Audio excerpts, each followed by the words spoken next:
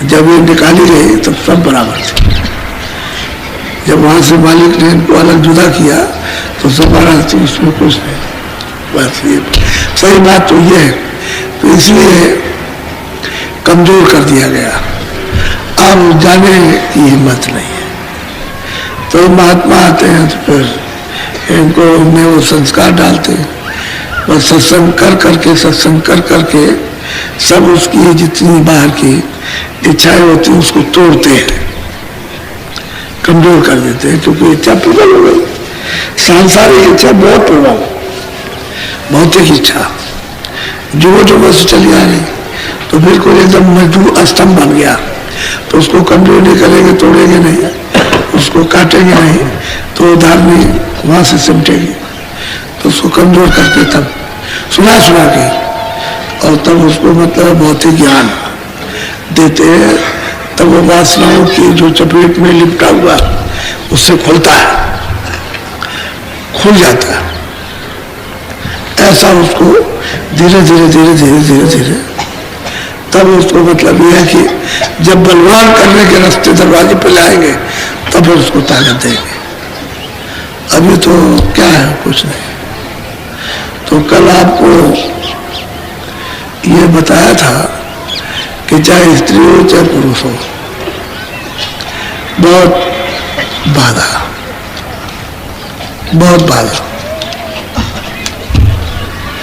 जब गोस्वामी जी महाराज गए और लोगों को जब काशी में बताया कि भाई तुम काल जाल में फंसे हुए हो, कर्मों के जाल में, और तुमको अपने देवता का जिसको मानते हो उसका भी ध्यान और ज्ञान नहीं है, तो उन्होंने बताया कि भाई तुम अपने देवता को प्राप्त करो। लेकिन वहां जब मूढ़ तो फिर मतलब यह कि बुद्धि काम नहीं करती, फिर उसमें मूर्ख, उसमें मूर्ख भी रहते हैं।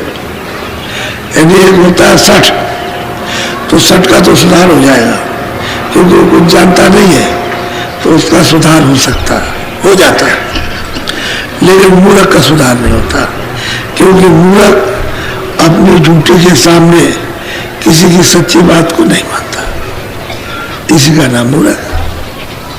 60 सुधर जाता है, जब सत्संग मिल जाएगा तो उसका सुधार हो जाएगा। लेकिन मूर्ख कर तो मूर्ख के समझाओगे और ज्ञान काट कहा जाए, कहते हैं जो कुछ उसके पास होगा वो भी चला जाए, क्योंकि वो आपकी सच्ची बात मानेगा ही नहीं अपनी झूठी के सामने। तो आप क्या करेंगे पिटारी खोल करके? जब उसे तो मतलब यह है कि कुछ नहीं, मूर्ख हृदय न चेत, कहते हैं उसका हृदय चेतता ही नहीं, क्योंकि उसमें झूठ भरा, किसी की सच्ची बात को नहीं मानेगा, बस इसी का नाम मूर्ख है। और सट होता है अज्ञानी, अज्ञान। तो सत्संग पा करके उसका सुधार हो जाएगा, तो जानता नहीं है। यदि बात तो मानेगा, जब उसको सत्संग मिल जाएगा तब मान लेगा, लेकिन वो उसके बारे में कि हम जानते ही नहीं कि सत्संग किसको कहते हैं, क्या सुनाया जाता है सत्संग, उसका सुधार हो जाएगा। लेकिन वो जानता हुआ कहेगा हम नहीं मानेंगे, उसको मूर्ख कहते हैं। तो ज्ञान घाट का चाहे तो कहते हैं कि कोयला उजला उजला, सोमन साबुन खाए। कोयला उजला नहीं होता है, चाहे सोमन उसमें लगाइए तो कोयला तो काला ही रहेगा, ये समझ। असल में चीज लाख जतन उसको प्रभु दिए, लाख प्रकार की शिक्षा उसको दीजिए मूर्ख को, तो कहते हैं कहाँ हंस ना हो, कभी कभी हंस नहीं हो सकता। यह तो मूर्ख की महात्माओं ने जो व्याख्या की और परिचय दिया है वो है कि वो जानता है लेकिन आपकी बात सही नहीं मानेगा, उसी का नाम मूर्ख। तो पीछे मूर्ख बहुत ही है, जब उनकी बात जब सुनी तो मूर्ख हम नहीं मानते, हमको तो ये प्रत्यक्ष जो है गंगा जमुना ये वो इसको मानते हैं, हम उनकी बात हम जानते हैं ये, लेकिन हम नहीं मानेंगे। तो झगड़ा करने का तो झगड़े काशी में बहुत हुए, बहुत झगड़े में। जैसे गोल बना लेते हैं ना कि तुम हमला करो, गोल बनाते हैं तुम हमला करो, वो गोल बनाएगा चाहे इधर तुम हमला करो, इधर तुम हमला करो, इस तरह से गोल बनाते हैं। गोल बना करके लेकिन महात्मा तो मतलब ये है कि वो तो सर्वज्ञ होते हैं, सब कुछ किया, लेकिन जिसको बदल दिया उसको उनमें से एक भी मोड़ नहीं सके, एक भी। तो ये जो औरतें थी ये उसी शोर सपाटे में जब शोरगुल मचा तो फिर उसी में इनको लालसा बढ़ गई कि भाई ऐसे आदमी का, ऐसे साधु का दर्शन करना चाहिए जिसकी घर घर चर्चा हो रही हो, जन जन जिसकी चर्चा करता हो, आखिर उसमें कोई बात जरूर होगी, तब तो उसकी चर्चा, इनकी उनकी तो चर्चा नहीं हो रही। बहुत सेठ है, बहुत ज्ञानी है, बहुत ध्यानी है और बहुत लोग पढ़े लिखे हैं, तो उनकी तो कोई चर्चा नहीं करता, और उसी साधु की क्यों चर्चा। तो ये तो सब में अलग अलग विचार लोगों में पैदा होते, तो उसको देखना चाहिए वो साधु कैसा है। तो देखने से फिर लालसा हुई। अब उसमें से झगड़ा करने वाले भी निकल आएंगे, जो झगड़ा करते हैं वो भी निकल आएंगे उसमें से कि भाई जो कुछ भी हमने किया किया ठीक है, अब जो कुछ हमसे हो गया वो तो हो गया, लेकिन उनकी बात तो पूरी सुनी जाए, क्योंकि वो कहते हैं कि जो ये है वो तो हमको बताते ही है ये है, और भी कुछ कहते हैं, तो और क्या कहते हैं उसको सुना जाए। तो जब वो सुनने के लिए गए तो मतलब ये है कि तो सठ थे, सठ, यानी मूर्ख नहीं थे, सठ थे, पढ़े लिखे बहुत थे, लेकिन सच थे कि उनको उस किताब का जो कुछ योग किया जाता है वो नहीं किया उन्होंने, उससे कुछ आत्मज्ञान प्राप्त नहीं था। तो सत्संग पा करके उनका सुधार हो गया, सुधार हो गया। वो मोटे मोटे जनेऊ वो पहनते थे, त्रिपुंड और माला डाल के, और बहुत प्रसिद्ध संस्कृत के मतलब यह है कि प्रकांड बतवा। अब यह है कि नहीं उनको बोध है तो सठी, और अगर महात्मा की बात न माने तब तो मूर्ख हो गया, क्योंकि उनकी सच्ची बात हुई। तो इन्हीं ने बखरा शुरू किया, तो वहां मतलब उनके पास पहुंच गए और पूरी बात जो तो कुछ भी उनके अंदर थी वो कहा, और उन्होंने उसको सुनाया। और जब उनको बुद्धि बोध हुआ, जब शास्त्रों का उन्होंने बताया कि भाई मैं अपनी तरफ से हूं तो तुम्हारे शास्त्र में लिखा हुआ, ये लिखा है, ये लिखा है, ये लिखा है, सब बताया, तो पढ़े लिखे थे।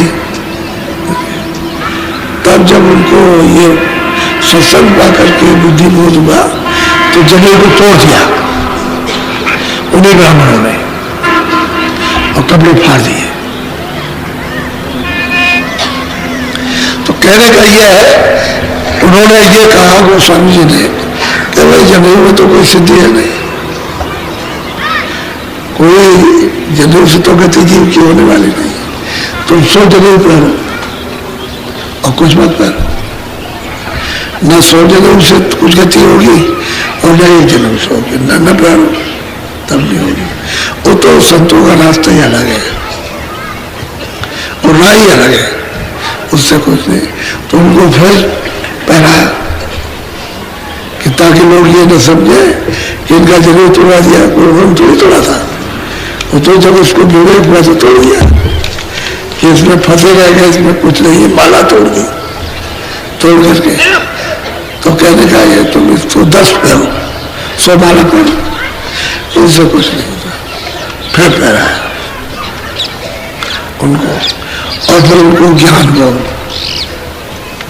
तब उनको दिया। तो फिर वो इस तरह से रोए कि बच्चा क्या रोता है। अब की माँ के छोड़ने पर बच्चा कुछ नहीं रोता, ऐसे रोए, बहुत रोए और बहुत माफी मांगी, लेकिन वो तो दयालु है, दया के सागर है। जब दया देश में पहुंच गए तो दया के सागर हो गए। वो तो सब जीवों पर, क्योंकि जीव तो सब वहीं से आए, उन्हीं के हैं, तो तो जीवन में दया करेंगे। तो उन्होंने उनके कोई किसी तरह का मन मैला नहीं किया कि उन्होंने क्या किया, ज्ञान बोल दिया और कहा कि देखो ये संतों की राह है, इसमें बैठो और चलो। और रास्ता बता करके उन्होंने उनको चलाया। सबने अपनी अपनी बात कही। मुसलमान और विरोधी में जब उनको सब सुनाया तो उनके पास तो कुरान सब रहता, अब तो बहुत तो सब है, तो उनके पास तो सब, तो कुरान की बात, बाइबल की बात सब उन्होंने बताई। तो कहा मुसलमान से, तुमने इतने दिन इबादत करते हो गए और बांग लगाते, तुमने कभी खुदा की आवाज को कभी सुना या खुदा की कभी जरा सी तुमने रोशनी या जरा सी झलक देखी, या तुम्हारी सृष्ट कहते हैं दिव्य दृष्टि, ज्ञान चश्मा कहते हैं तुम्हारी खुली है? तो चुप, मुंह से कुछ नहीं बोला, कुछ नहीं, गमगीन हो गया। जब उसको खुदा के बारे में बताया तब उसको गमगीन हो गया कि तू ये करता, रोजा रखता है और नमाज पढ़ता और रूह पर जुल्म करता है और दिल में खुदा को नहीं लाता, दिल भीतर नहीं बैठा था, तेरे दिल पाक साफ नहीं है। उसको जब उसको बताया तो बस, अब जब उसको जब ये समझ